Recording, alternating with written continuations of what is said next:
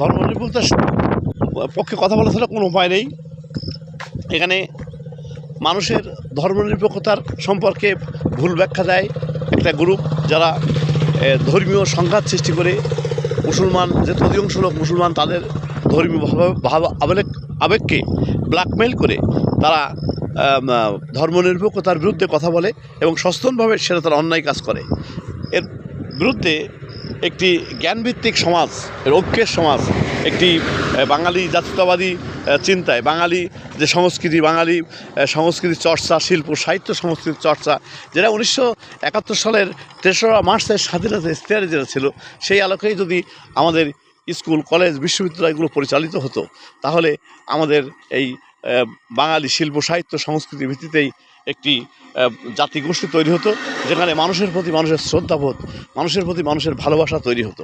সেইটার প্রথম ক্ষতি হয়েছে দেশ পরিচালনায় যারা নেতৃত্ব দেয়, তারা নেতৃত্ব দিয়ে রাষ্ট্রীয় সম্পদ লুট করে নিজেরা ধনী হতে চায়। সবাইকে একটি নিয়মের মধ্য দিয়ে, একটু অর্থনৈতিক সমৃদ্ধির মধ্য দিয়ে সমৃদ্ধশালী করার যে রূপকল্প, সেখানে সাম্যের সমাজের একটি দিক নির্দেশনা থাকার কথা। কিন্তু সাম্যের সমাজ নিয়ে মানুষের সামনে তদানীন্তন 1972 সালে যারা দেশ পরিচালনার দায়িত্ব নেয় তারাই এটাকে বিভ্রান্ত করে। তারপরে আস্তে আস্তে এখানে সামরিক শাসন আসে এবং সামরিক শাসন চলে অনেক দিন। পাকিস্তানি আমলে যেমন অনেক দিন চলেছিল সামরিক শাসন, বাংলাদেশেও 75-90 পর্যন্ত সামরিক শাসন চলে। সেখানে এই রাষ্ট্রীয় মূলনীতি বাধাগ্রস্ত হয়। তারপরে পরবর্তীতে সংসদীয় গণতন্ত্র আসলেও সেখানে টাকাওয়ালা ধনীদের একটি কর্তৃত্ব, নেতৃত্ব, টাকা পয়সা লুট করা, দুর্নীতি বারবার চ্যাম্পিয়ন হওয়া এবং পরস্পরের মানুষের চেতনা জাগরণ ঘটানোর চেষ্টা না করে দোষারোপের একটি সংস্কৃতি চালু হয়ে গেল। সেখানে অনেক খুন খারাপি, গ্রেনেড হত্যা, জেলায় জেলায় বোমা হত্যা, বোমা মারা এবং বিভিন্ন সাংস্কৃতিক কর্মকাণ্ডের প্রতি হামলা। এইভাবে চলতে চলতে আমাদের সমাজের মানুষের প্রজন্ম তারা হতাশাগ্রস্ত হয়ে ওঠে। বিভিন্ন ভাবে বৈষম্যমূলকভাবে একটি সমাজে মানুষ যারা বড় হয়, তারা দেখে যে যারা নেতৃত্ব দিচ্ছে তারা রাষ্ট্রের মূল নীতি সম্পর্কে তারা অকেভাল না, বা তারা মানতেও চায় না। কিন্তু তারাই নানান কৌশলে ক্ষমতা এসে মানুষের এই ধর্মনিরপেক্ষতা সম্পর্কে ভুল মেসেজ দেয় এবং মানুষের ধনী গরিবের বৈষম্য নিরসনের যে কৌশল, সেখানে সমাজতান্ত্রিক একটি যে বিধি ব্যবস্থা, সেটাকে তারা পরিচালিত না করে আস্তে আস্তে বিদেশিদের টাকা ঋণ নিয়ে, বিশ্বব্যাংক এবং IMF-এর টাকা ঋণ নিয়ে সরকারি প্রতিষ্ঠানগুলো নষ্ট করে ফেলে এবং বিভিন্ন টাকাওয়ালাদেরকে আরও টাকা বানানোর জন্যে বেসরকারি বিনিয়োগকে উদ্বুদ্ধ করে। এইভাবে দেশের যে ষড়যন্ত্র চলে, তারই ধারাবাহিকতায় আজকের এই বাংলাদেশের এই হালচাল। এখানে সব কিছু বাধাগ্রস্ত হয়েছে। এখানে জনপ্রতিনিধি নির্বাচনের প্রক্রিয়া, সেখানে অসৎ মানুষ, টাকার লোভী মানুষ তারা নির্বাচিত হয়ে আসে এবং তারা ইউনিয়নের চেয়ারম্যান থেকে শুরু করে পার্লামেন্টের সদস্য পর্যন্ত। সেখানে জবাবদিহিতার সংস্কৃতি নেই। সরকারি কর্মকর্তা কর্মচারী যারা হয়, তারাও ফাইল আটকে রেখে ঘুষ খায়, অনেক টাকা পয়সা বানিয়ে তারা মনে করে যে অনেকগুলো গাড়ি বাড়ি হলেই বোধহয় আমাদের সম্মান বাড়বে। কিন্তু এতে আসলে হয়েছে কি, যে সততা, চর্যবৃত্তি এবং মানুষের প্রতি মানুষের অশ্রদ্ধা, এটা বেড়েছে। তাহলে এখানে যদি রাষ্ট্র পরিচালনার নীতি কৌশলে যদি সততার মূল্য থাকে এবং যারা যত সৎ, তারা যত দায়িত্বশীল, তাদের যদি পুরস্কৃত করা হয়, নেতৃত্বে যারা বেশি দক্ষ তারা যদি পুরস্কৃত হয় এবং মেধা বুদ্ধিতে যারা একটু এগিয়ে তারা যদি সমাজের দায়িত্ব নিতে পারে, তাহলে দেখা যায় যে সমাজটা আরও এগোতো। কিন্তু সেটা হয়নি। বারবার এখানে সেনা শাসন গণতান্ত্রিক ব্যবস্থাকে নষ্ট করেছে। তারপরে যারা রাজনৈতিক দল হিসাবে ধনিক শ্রেণীর পক্ষে রাজনীতি করেছে, তারা ক্ষমতায় এসে দেশের গরিব মেহনতি মানুষের সাথে প্রতারণা করেছে। ক্ষমতায় যাওয়ার সময় এক কথা বলেছে, ক্ষমতায় যে আর এক কাজ করেছে করে কিছু কিছু মানুষ হাজার হাজার কোটি টাকার মালিক হয়েছে, যেটা রাষ্ট্রীয় চায়ের মূলনীতির সাথে যায় না। সেই পরিস্থিতিতে আমরা আজকের যে অন্তর্বর্তীকালীন সরকারের দিকে আছি, এই অন্তর্বর্তীকালীন সরকার এর যে প্রেক্ষাপট, এখানে মানুষের প্রেক্ষাপট ছিল যে ছাত্ররা যে অভ্যুত্থান করলো, সেই অভ্যুত্থানের বিষয় ছিল বৈষম্য বিরোধী ছাত্রতন্ত্র অভ্যুত্থান।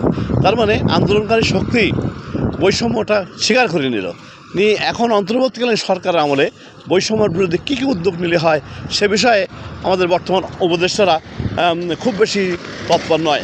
আমরা মনে করি যে এই অন্তর্বর্তীকালীন সরকার যদি বাজার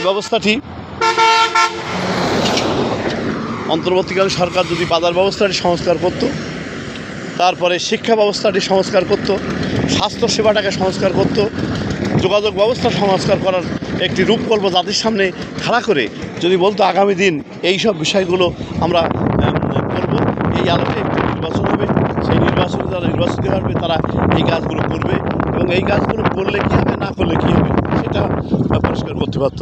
কারণ আমরা দেখি যে প্রত্যেক বছর যে বাজেট হয় সেই বাজেটগুলো যেভাবে বন্টন হয় সেই বন্টনের মধ্য দিয়েই মানুষের অনেক প্রশ্ন দেখা যায়। এখানে প্রত্যেক বছর যে 14 লক্ষ মতো ছেলেমেয়ে এটা বেকার হয়, মিনিমাম স্নাতক পাশ করে বিএ পাশ করে তারা কর্মের বাজার আসে, তার সংখ্যা 14 লাখ। কিন্তু বর্তমান সরকারের যে পরিকাঠামো আছে সেখানে তারা কর্মসংস্থানের ব্যবস্থা করতে পারে গড়পড়তায় 70,000 ছেলেমেয়ে। তাহলে বাকি এই যে 70,000 ছেলেমেয়ে কর্মসংস্থান সুযোগ পাবে আর 14 লাখের মধ্যে 13,30,000 ছেলেমেয়ে থাকবে বেকার। তাদের জন্যে নতুন পলিসি কী হবে? গ্রামে গ্রামে বিভিন্ন পাড়ায় মহল্লায় জেলা উপজেলায় নতুন করে বাংলাদেশের কৃষি শিল্প এবং জীবন জীবিকার সাথে সঙ্গতি রেখে কর্মসংস্থান সৃষ্টি করা এবং সরকার সেখানে একটি দিক নির্দেশনা দেওয়া এবং সেটা আধুনিক দৃষ্টিভঙ্গিতে করতে পারলে বহু মানুষ কর্মসংস্থান হয়ে যায়।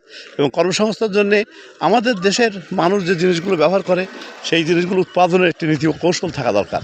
সেগুলো না হলে এটা আমাদের সমস্যার সমাধান হবে না, বেকার সমস্যার সমাধান। তারপর এখানে বিভিন্নভাবে যে টাকা পয়সাগুলো যে বিভিন্ন উৎপাদনমুখী খাতে বিনিয়োগ হবে সে ব্যাপারে সরকারের একটি দৃষ্টিভঙ্গি আধুনিক হওয়া দরকার। সরকারিভাবেই প্রত্যেক গ্রামে গ্রামে সমবায়ী কিছু উদ্যোগ থাকা দরকার। প্রত্যেক গ্রামে যদি একটি করে সমবায়ী ব্যবস্থাপনা থাকে তাহলে বাংলাদেশের যতগুলো গ্রাম আছে সব গ্রামে সমবায়ী ব্যবস্থাপনা থাকতে পারে। সেখানে যে কৃষি খামার, তারপরে হাঁস মুরগি গরু ছাগলের খামার, মৎস্য খামার, এগুলো ব্যক্তিগতভাবে যারা করুক, কিন্তু সরকারিভাবেও সমবায়ী খামারের দিকে পৃষ্ঠপোষকতা করা উচিত। সরকার সেখানে স্বল্প সুদে ঋণ দিতে পারে এবং তাদের উৎপাদিত পণ্যগুলো সরকার একটা নির্দিষ্ট রেটে ক্রয় করার ঘোষণা দিতে পারে। তাদের কাছ থেকে ক্রয় করে নিয়ে সেগুলো সরকারের বিভিন্ন প্রতিষ্ঠানের সেগুলোই কাজে লাগাতে পারে। বেসরকারি উদ্যোগে যারা উৎপাদন করবে তাদেরটা সরকার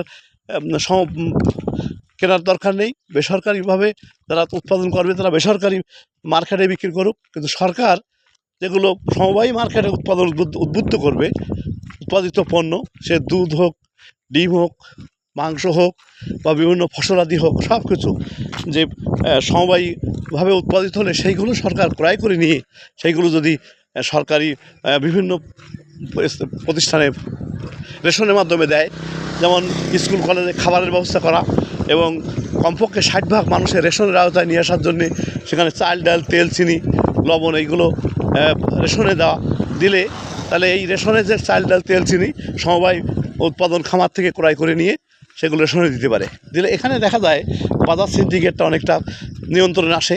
তারপরে গরিব মানুষ যারা তারা রেশনগুলো পেলে তাদের জীবন জীবিকার মান আরও উন্নত হবে। এসব বিষয়গুলো সরকারের ভাবা দরকার, কিন্তু সেগুলো না ভেবে তারা শুধুমাত্র দেখা গেল যে যারা রাজনীতি করে ক্ষমতায় গিয়েছে তাদের আক্রমণ করে, তারাই সব অপকর্ম করেছে, সেটা করেছে তাদেরকে ধরে তাদের বিচার আওতায় আনা, এটা যেমন যৌক্তিক কাজ। তার সাথে সাথে আমরা কি করব, এই বর্তমান অন্তর্বর্তীকালীন সরকার কি করবে সেই বিষয়টিও জাতির সামনে উপস্থাপন করা দরকার।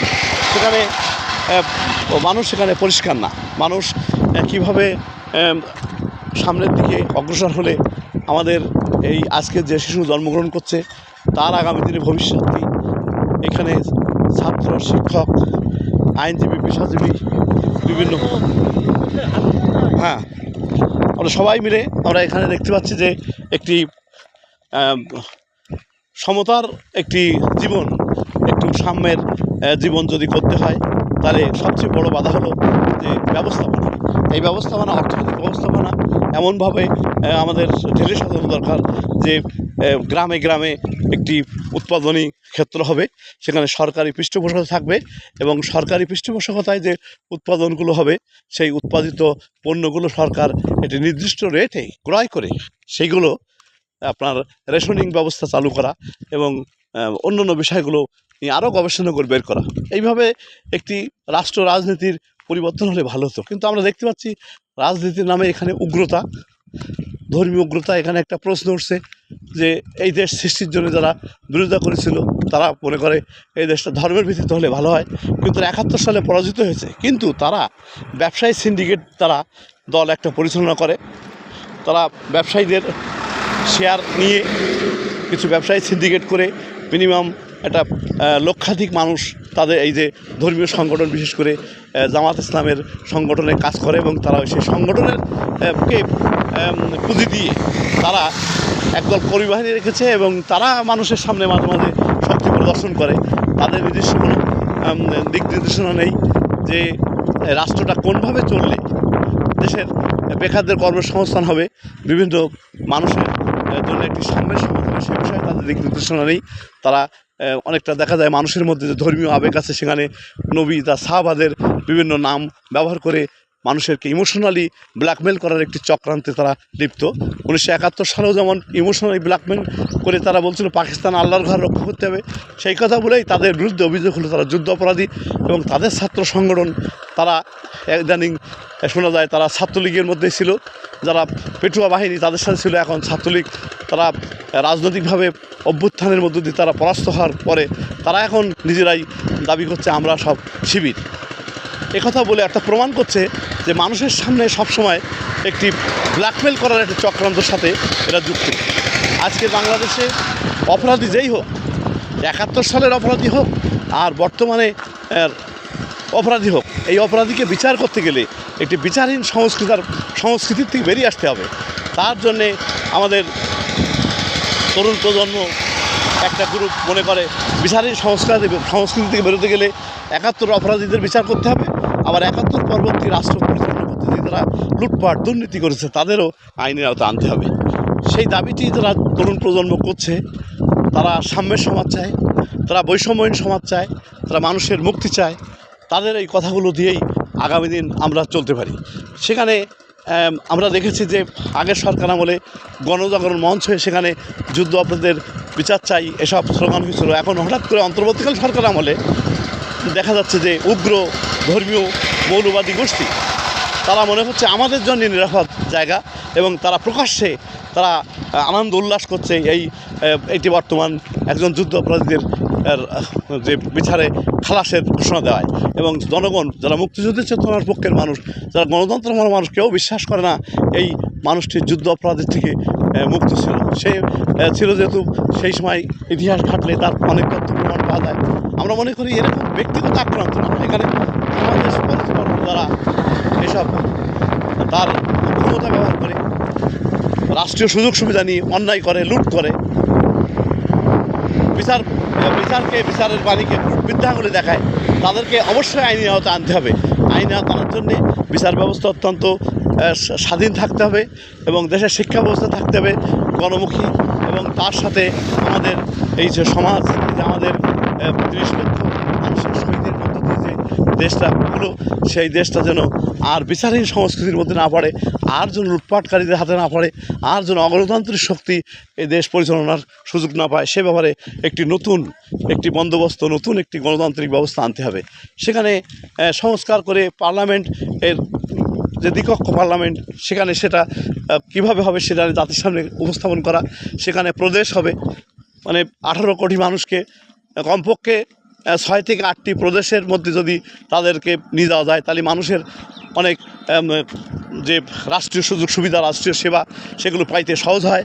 এবং তার সাথে স্থানীয় সরকার ব্যবস্থা যদি স্বশাসিত এবং স্বাধীন হয়, যে জনপ্রতিনিধি হবে স্থানীয় সরকারে, তারা সে এলাকার সমস্যা চিহ্নিত করে তার সমাধানের পথের জন্য তাদের আর্থিক ব্যবস্থাপনা সেটা যেন তারা পায়, এবং তার জন্য নিজেরা বিভিন্ন ওই এলাকার বিভিন্ন শিক্ষিত সচেতন কর্ম পেশার মানুষকে নিয়ে তারা যেন ওই স্থানীয় সরকার প্রতিনিধিদের মাধ্যমে তারা তাদের এলাকার সমস্যার সমাধান করতে পারে এবং সেখানে আধুনিক জ্ঞান বিজ্ঞান এবং মুক্তবুদ্ধির চর্চার একটি ক্ষেত্র থাকতে হবে এবং তার মধ্য দিয়ে স্বশাসিত স্থানীয় সরকার ব্যবস্থা সচল হবে এবং সেখানে নারী পুরুষ ধনী গরিব হিন্দু বৌদ্ধ খ্রিস্টান মুসলমান জাতি ধর্ম নির্বিশেষে সবার মতামত দেওয়ার সুযোগ থাকবে।